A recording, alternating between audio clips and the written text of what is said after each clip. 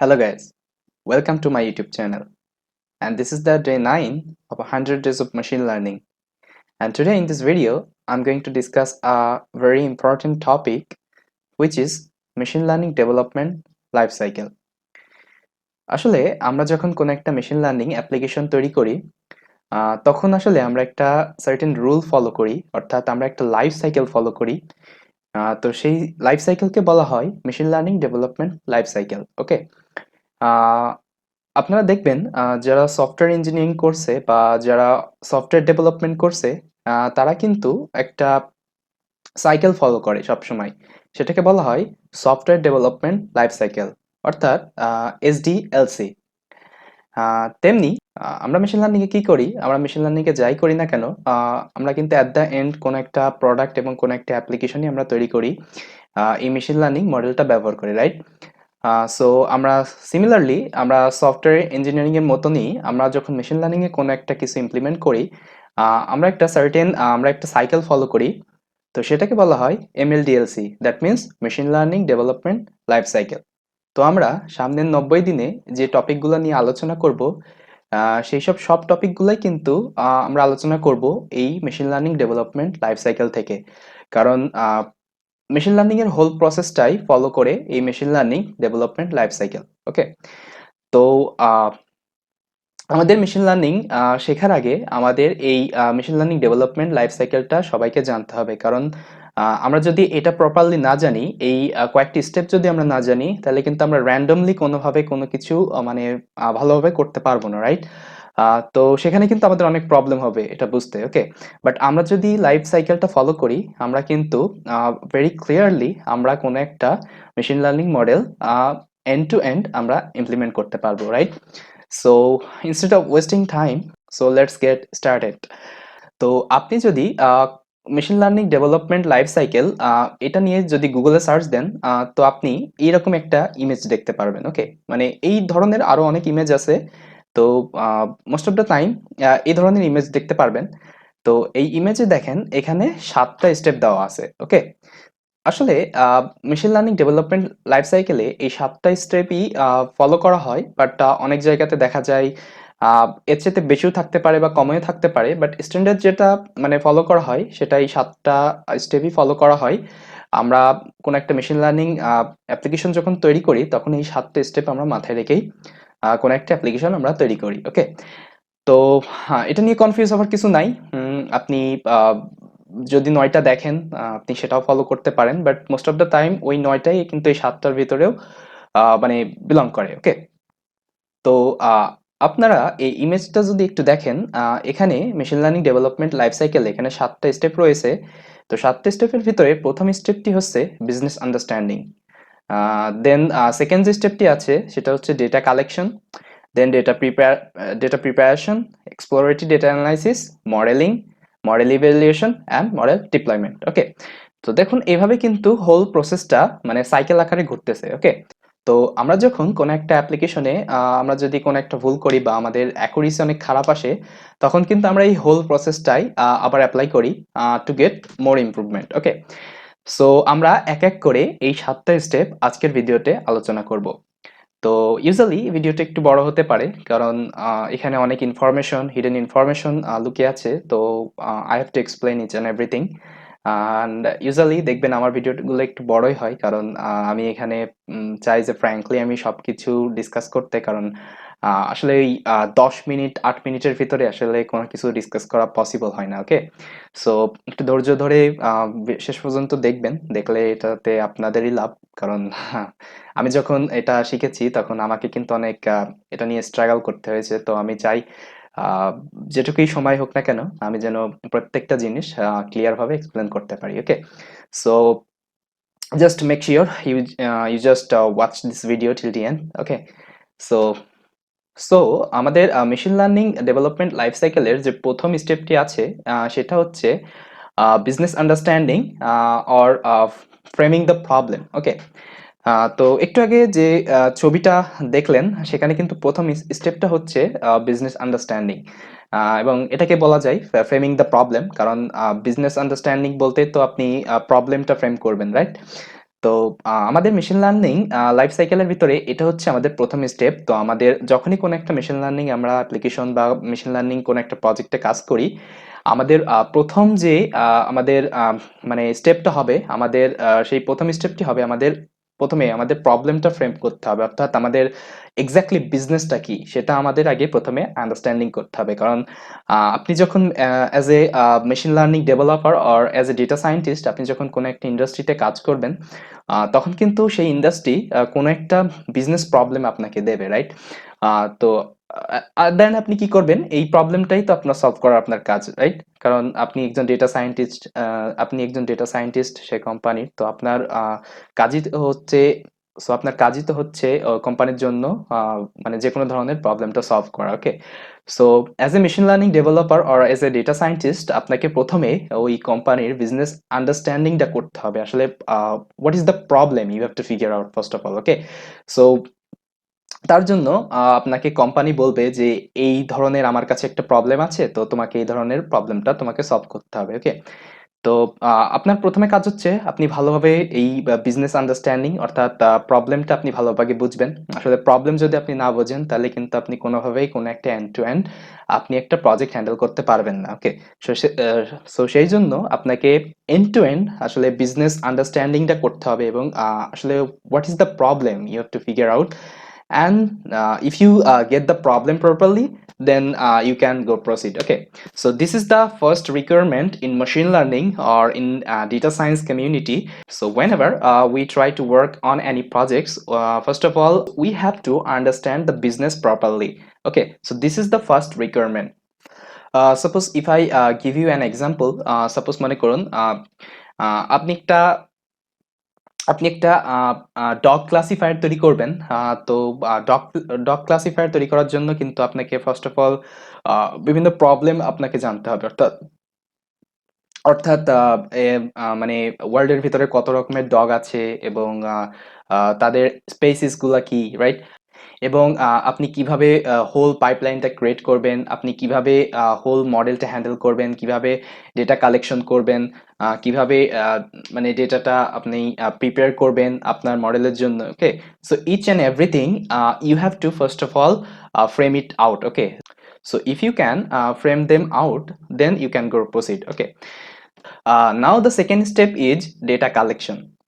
তো আমি এর আগে অনেকবার বলেছি যে আমাদের machine learning is all about data, okay? So আপনার কাছে যদি ডেটাই না থাকে তাহলে মেশিন লার্নিং এ কাজ করার কোনো মানেই আসে না, ওকে?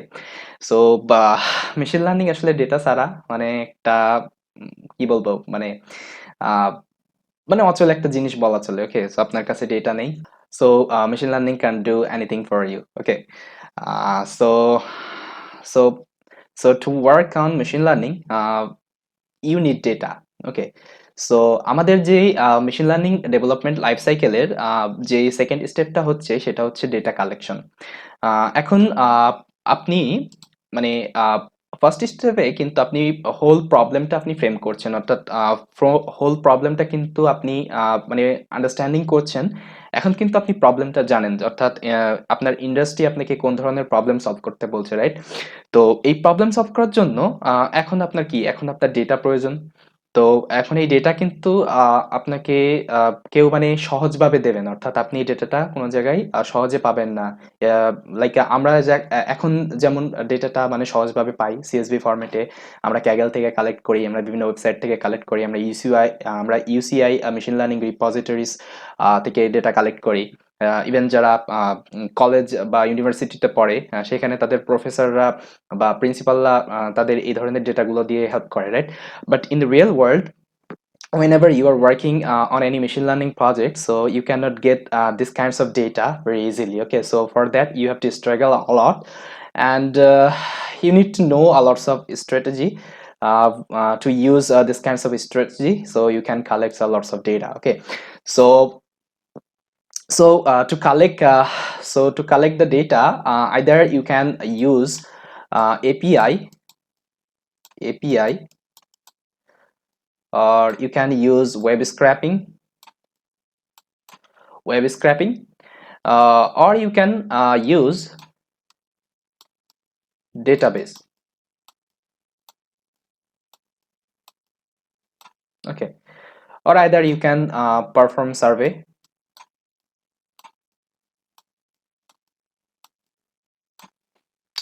So এই যে এখানে কিছু স্টেপ দেওয়া আছে, তো ডেটা কালেকশনের জন্য ইউজুয়ালি এই স্টেপগুলোই ফলো করা হয়, কারণ আপনি যখন কোনো একটা ইন্ডাস্ট্রিতে কাজ করবেন তখন আপনাকে প্রবলেম দেওয়া হলে আপনাকে কিন্তু ডেটাটা আপনি প্রপারলি পাবেন না, তখন আপনাকে কি করতে হবে, আপনার based on your problem you have to collect the data. So এখন মনে করুন আপনি একটা কোম্পানিতে কাজ করেন, তো সেখানে আপনাকে একটা প্রবলেম দেওয়া হলো এবং বলা হলো এটা আমাদের ওয়েবসাইট এবং এই ওয়েবসাইটের ডেটাবেজে আমাদের ডেটা রাখা আছে, এখন তোমার কাজ হচ্ছে আমি তোমাকে ডেটাবেজের অ্যাক্সেস, সো আমি তোমাকে ডেটাবেজের অ্যাক্সেসটা দিতেছি, সো তোমার কাজ হচ্ছে এই ডেটাবেজ থেকে মানে রেলেভেন্ট ডেটাগুলো তোমাকে ফ্যাচ করতে হবে এবং ফ্যাচ করার পরে এই ডেটা দিয়ে তোমাকে প্রবলেমটা সলভ করতে হবে। Okay, so so at that time you should have proper understanding about database. Okay, এখন যদি আপনার ডেটাবেস সম্পর্কে কোনো রকম নলেজই না থাকে, দেন কিন্তু আপনি এইসব ডেটাবেস মানে ইউজ করে আপনি ডেটাটা ফ্যাচ করতে পারবেন না। ওকে, so to collect this data you must have knowledge on these kinds of databases. Okay, so there are lots of databases. If I talk about SQL, then non-SQL, there are lots of databases. Okay, like MySQL, then MongoDB. Okay, so these kinds of databases now have, and most of the companies are utilizing these kinds of databases. Okay, so আপনাকে অবশ্যই database সম্পর্কে knowledge থাকতে হবে। তো তো এটা গেল প্রথম স্টেপ। দেন আপনার যে সেকেন্ড স্টেপ আপনি মানে ইউজ করতে পারেন সেটা হচ্ছে API.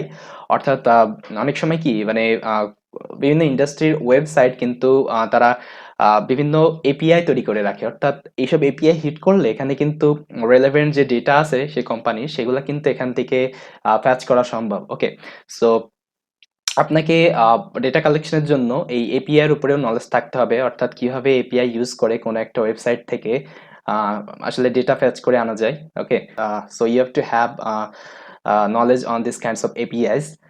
Then the third step is web scraping. Okay, now like if you have a problem, like you have to make a dog classifier. Okay, so for that you need a lots of dog images, so where you will get this kinds of images. Okay, so either you can manually download these kinds of images from Google, or either you can take picture of dog by using your cameras. Okay, so I think that won't be handy, because you are doing this kinds of work manually and it will take a lots of time from you. So এর জন্য আপনি কি করতে পারেন, আপনি web scraping করতে পারেন। এখন আসলে কিন্তু গুগলে ওয়েব স্ক্র্যাপিং করে কিন্তু অনেক ইমেজেস কিন্তু এখন ফ্যাচ করা সম্ভব। Okay, just just some line of code পাইথনে লিখেই কিন্তু এখন এই ধরনের ওয়েব স্ক্র্যাপিং করা যায়, এবং শুধুমাত্র ইমেজ না, ইভেন টেক্সট ডেটা, দেন বিভিন্ন যে কোনো কাইন্ডস অফ ডেটা কিন্তু এখন ওয়েব স্ক্র্যাপিং করে মানে ফ্যাচ করা সম্ভব। দেন যে ফোর্থ স্টেপটা আছে সেটা হচ্ছে সার্ভে। তো সার্ভেটা কি, মানে সাপোজ মনে করুন আপনি কোনো একটা প্রবলেমে কাজ করছেন, সেখানে কিন্তু আপনার কাছে মনে করুন এই তিনটাতে অর্থাৎ এই তিনটাতে আপনার কোনোটাই মনে করুন আপনার কাছে ডেটা কালেকশন করা সম্ভব না। তো তার জন্য আপনি কি করতে পারেন, আপনি সার্ভে করতে পারেন, অর্থাৎ আপনি আপনার মানে রিলেভেন্ট আপনি প্রবলেমের ওপরে, আপনার প্রবলেমটা কি সেই প্রবলেমের উপরে আপনি ডেটাটা কালেক্ট করতে পারেন। আপনি ম্যানুয়ালি সেই জায়গায় যাবেন, মানে আপনি সেখানে কোশ্চেন করবেন, কোশ্চেন করার পরে সেই ডেটাগুলো স্টোর করবেন। Suppose if I give you an example, suppose আপনি একটা হাউস প্রাইজিং মানে প্রবলেম সলভ করছেন, সেখানে কি করতে হবে আপনাকে মানে মানে হাউসের প্রাইস প্রেডিক্ট করতে হবে। ওকে, সো তার জন্য আপনার কি হবে, আপনাকে কিন্তু অনেক হাউসের ডেটা আপনার লাগবে, অর্থাৎ হাউসের এরিয়া কত, হাউসের মানে কয়টা রুম আছে, কয়টা বাথরুম আছে, তার উপরে বেস্ট করে কিন্তু প্রাইসটা বাড়বে কমবে। ওকে, তো তার জন্য আপনার কি করতে হবে, আপনি বিভিন্ন অর্থাৎ প্রত্যেকটা আপনার এলাকার বা আপনার ওই শহরের প্রত্যেকটা হাউসে আপনাকে যেতে হবে এবং ম্যানুয়ালি সেসব হাউসের বাড়িওয়ালা থেকে আপনার ওই হাউস সম্পর্কে ইনফরমেশন আপনাকে ওখান থেকে নিতে হবে, নিয়ে তারপরে আপনি ওই ডেটাটা স্টোর করতে পারেন।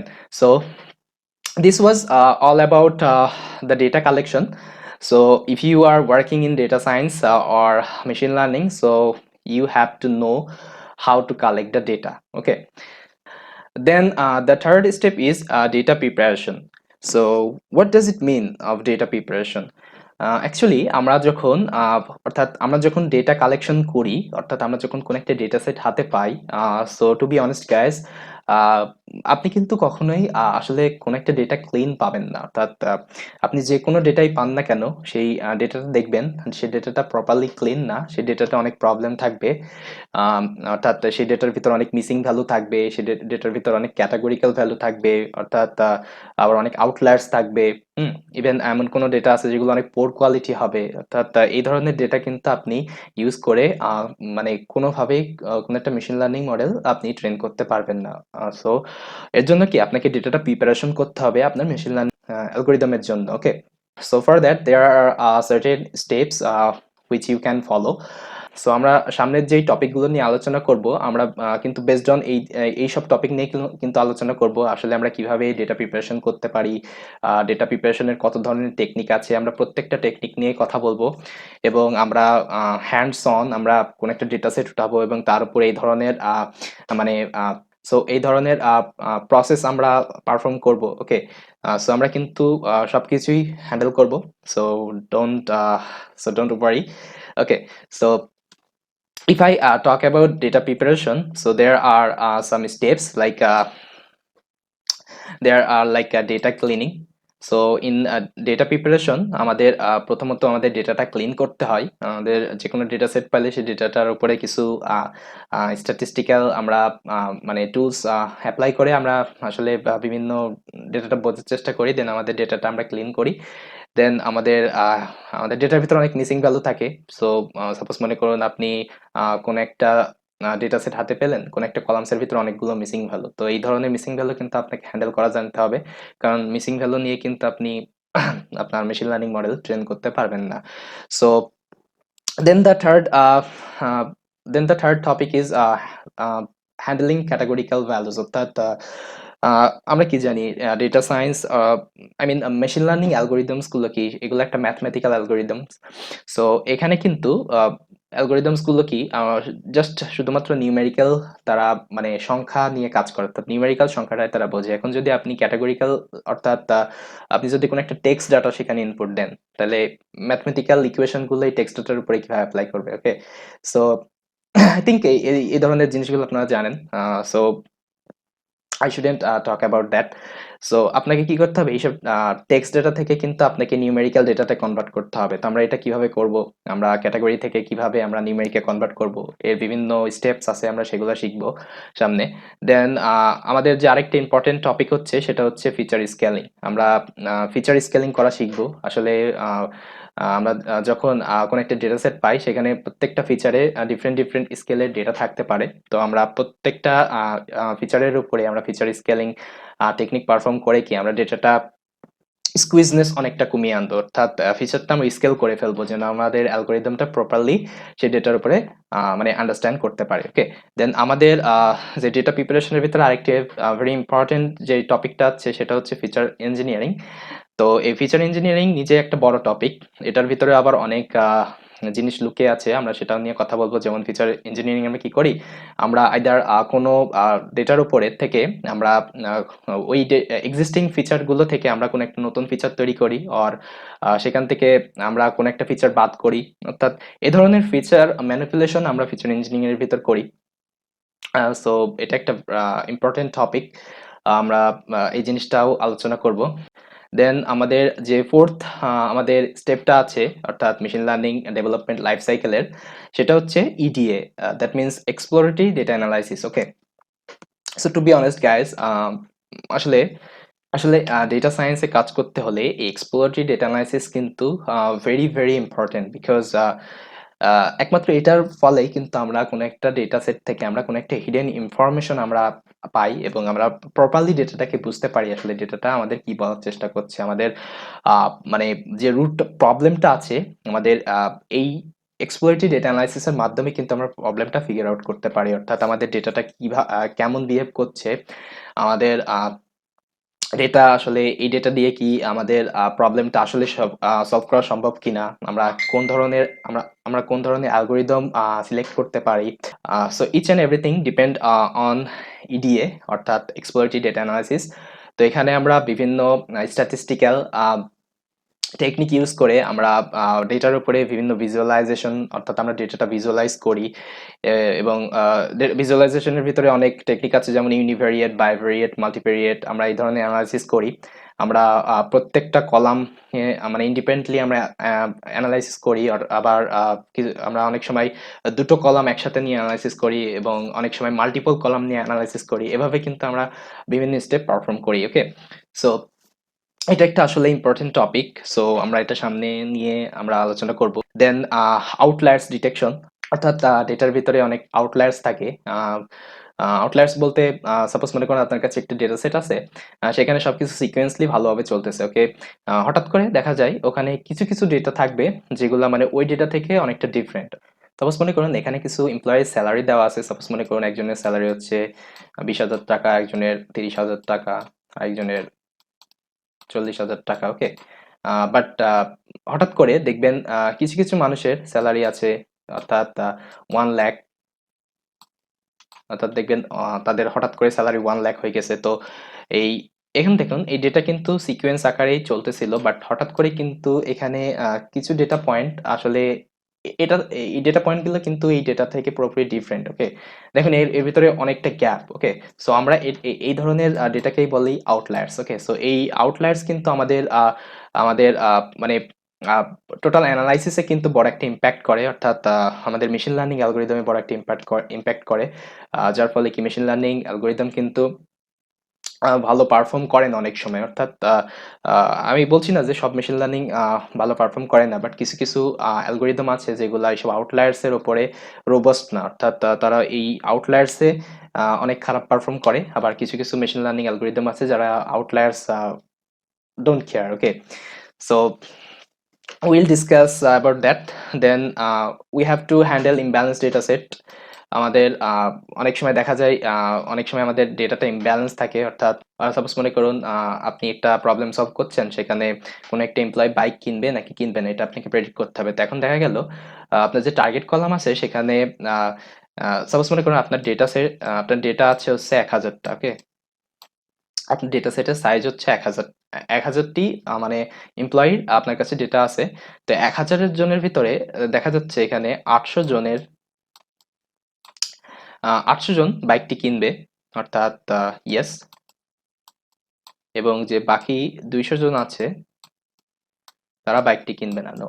তো এখানে দেখুন ডেটাটা আসলে সিমেট্রিক না, অর্থাৎ ডেটাটা মানে সমান না, অর্থাৎ এটা কিন্তু ইমব্যালেন্সড একটা ডেটা সেট। সো এখানে 800 ইয়েস আপনার কাছে আছে এবং 200 নো আপনার কাছে আছে। তো আমরা যখন এটা মেশিন লার্নিং কে দেব তখন এখানে কিন্তু মেজরিটি অফ ডেটা কিন্তু ইয়েস রিপ্রেজেন্ট করতেছে। ওকে, সো আমাদের অ্যালগরিদমও কিন্তু বুঝবে, অর্থাৎ আমার কাছে যা আছে কিন্তু সবই এখানে ইয়েস মিন করে। ওকে, সো আপনি কোন একটা নতুন ডেটা তাকে দিলেই সেটাও কিন্তু ইয়েস হিসেবেই মানে কল্পনা করে নেবে, কারণ নো দিয়ে কিন্তু তাকে খুব একটা ট্রেন করা হয় নাই, কারণ নোর সংখ্যাটা অনেকই কম। কারণ দেখেন 800-র কাছে 200 কিন্তু অনেক কম। তো এই ধরনের এই ধরনের ডেটাকে বলা হয় ইমব্যালেন্স ডেটা সেট। তো আমাদের এই ইমব্যালেন্স ডেটা সো আমাদের ইমব্যালেন্স ডেটাটা হ্যান্ডেল করা শিখতে হবে। দেন আমাদের ফিচার সিলেকশন, আমরা মোস্ট অফ দ্য টাইম কি মেশিন লার্নিং এ যখন কাজ করি তো আমাদের কাছে হাজার হাজার অনেক সময় কি ফিচার থাকে আমাদের কাছে।